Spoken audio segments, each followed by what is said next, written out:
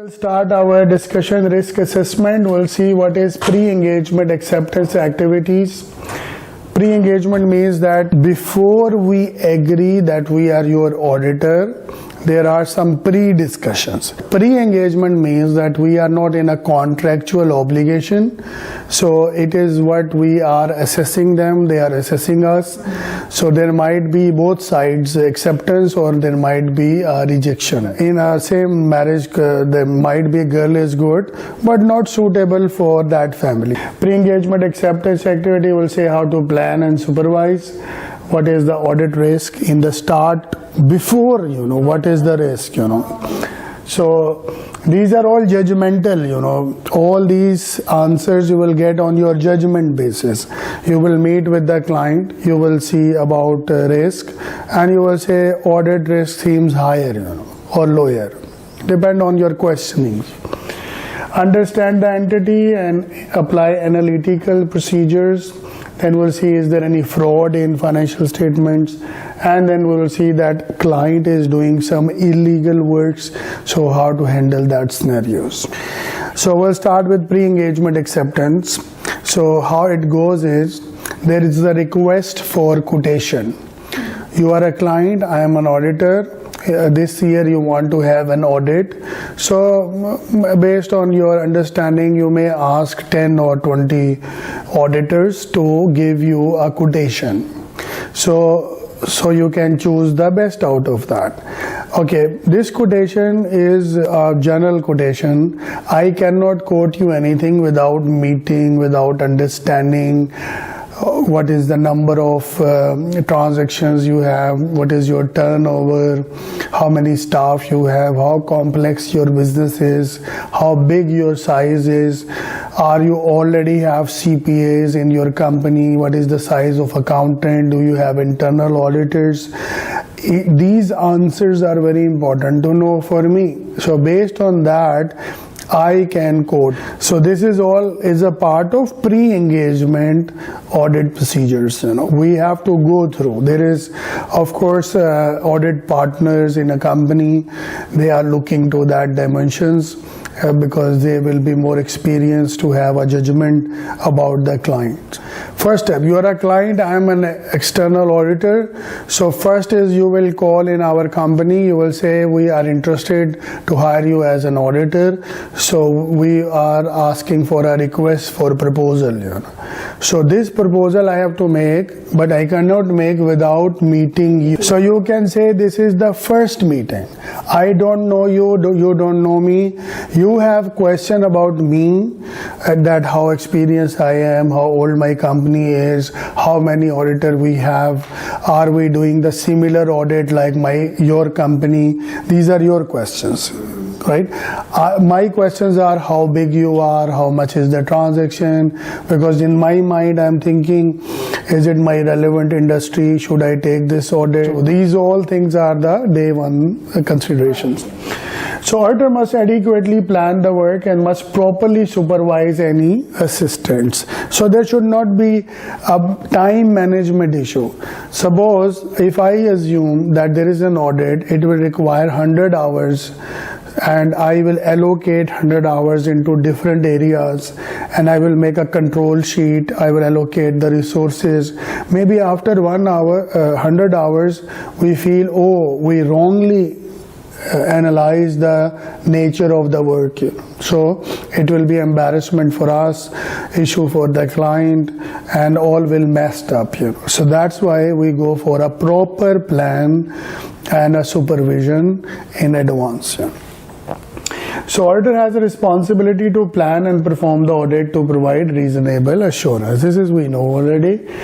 Planning and supervision indicate that an early appointment of auditor is advantageous to the auditor and client because it is very good. There are two ways to have a contract. you never saw the boy, you never saw the girl, they get married. After marriage, they are looking to each other, and it may be challenging. It can have issues. It has risk. High risk. But if they know each other a little bit in advance, they have argued on certain key points, it will be more likely acceptable and workable. Same for an audit and a client. I didn't visit the client, I don't know anything. I said we charge, oh, this is your turnover. Some auditor does this way. What is the turnover? 150 million? Oh, we will charge 60,000.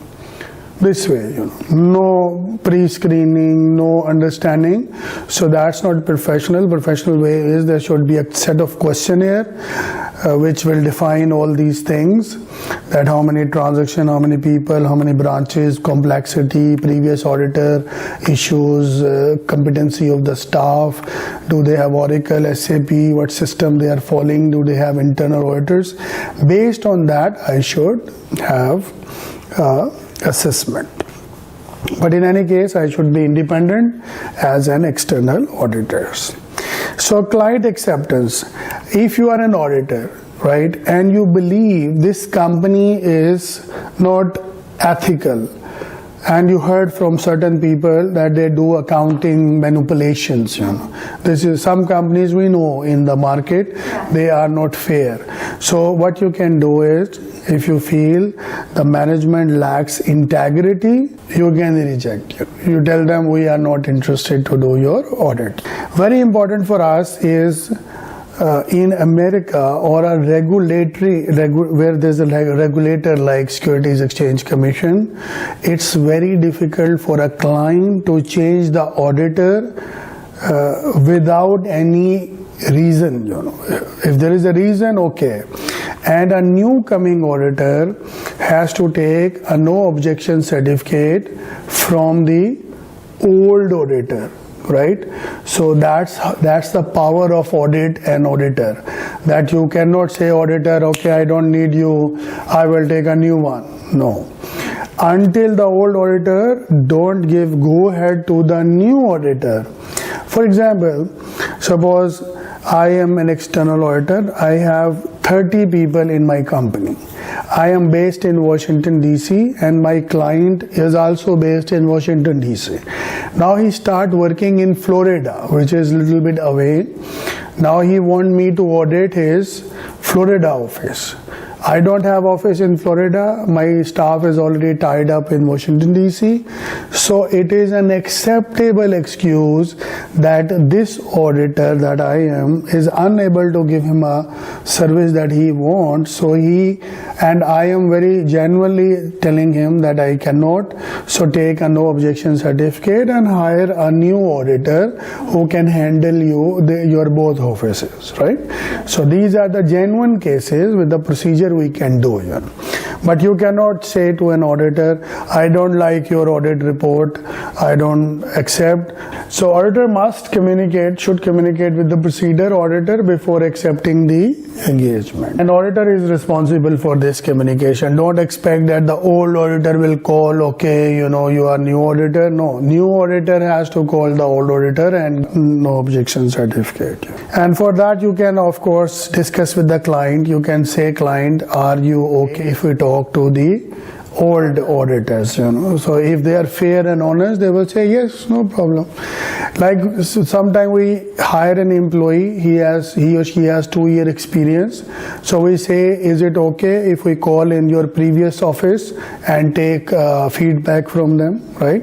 So if the employee say no, this and that, so you will feel that the way they left, there is an issue here. So let's move forward to a very important letter called engagement letter, right?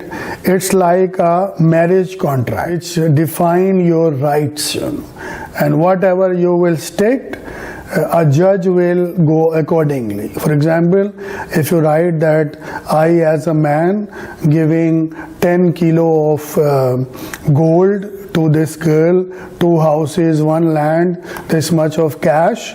So no one can take letter from you. It becomes your right.